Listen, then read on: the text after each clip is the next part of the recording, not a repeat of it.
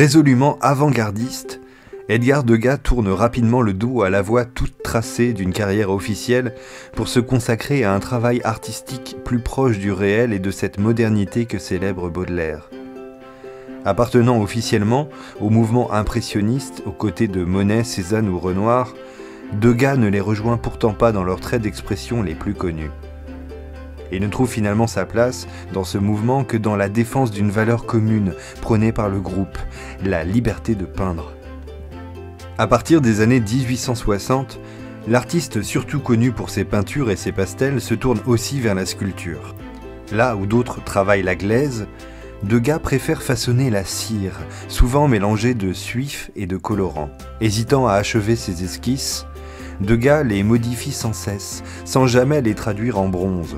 Comme Carpeaux, il traite la matière par petites touches, retranchant ici, ajoutant là, dans une vision étonnamment synthétique. Ces pièces fragiles et mal conservées dans son atelier se détériorent au fil du temps. Sur les quelques 150 fragments découverts à sa mort, seules 76 esquisses ont été coulées en bronze, comme cette femme sortant du bain. Réalisée dans le cadre de son étude des postures et des équilibres, cette esquisse, par son aspect inachevé, semble encore plus proche de la vie. Degas délaisse ici l'exactitude de l'anatomie au profit d'une émotion toujours plus palpable dans son rapport avec le corps. Il traduira ensuite le fruit de ce travail sur ses dessins de baigneuses réalisés au fusain, à l'huile ou au pastel.